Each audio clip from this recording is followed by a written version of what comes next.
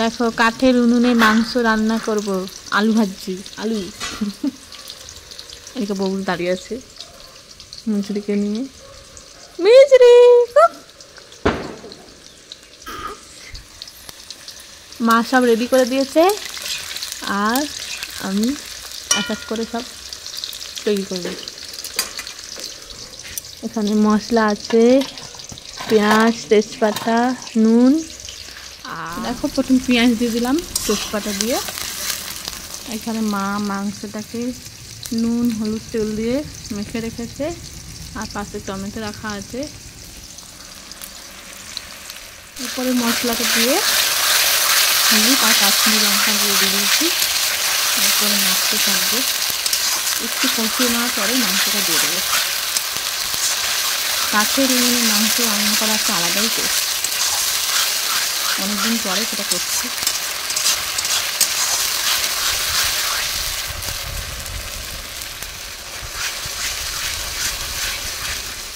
এরপরে মাংসটা দিয়ে দিলাম।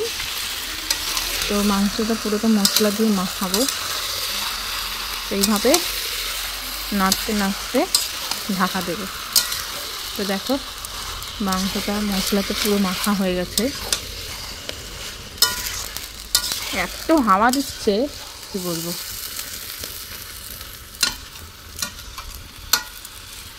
এবার ঢাকা দিয়ে দেবো।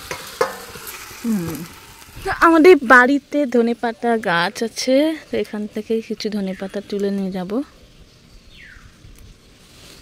দেখো ধনেপাতা আছে, টমেটো আছে, কাঁচা লঙ্কা, আরও ওইদিকে ফুলের গাছ আছে, দেখাচ্ছি। দাঁড়াও ধনেপাতাটা তুলে নিই, তারপর তোমাদেরকে দেখাবো এক এক করে। আমি কাঁদছি।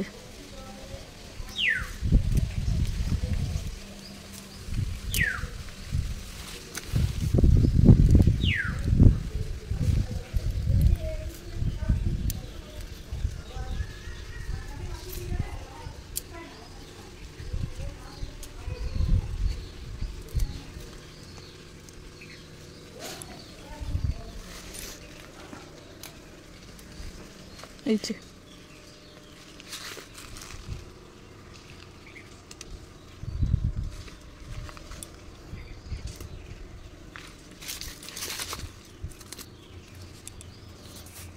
মাংসতে ধনেপাতা দিলে রান্না ভালো লাগে, আমার তো খুব ভালো লাগে।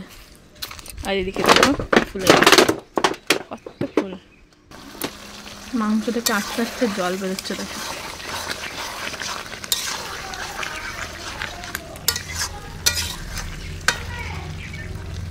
একটু জাল দিতে হবে।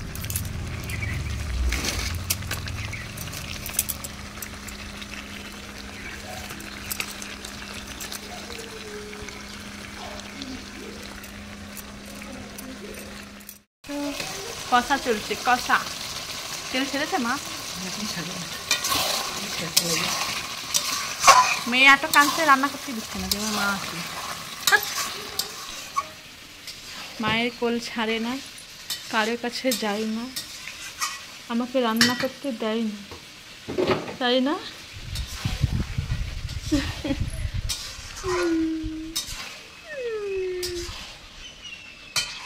তেল ছাড়ছে মাংস দিয়ে। রাখো কষা খাবি? মুখরি খাবি কষা? এই যে এরপরে আলুটা দিয়ে দেবে।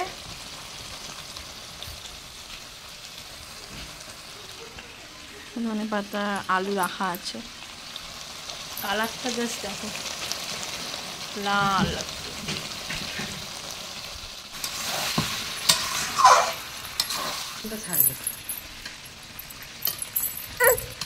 চলো চলো চলো।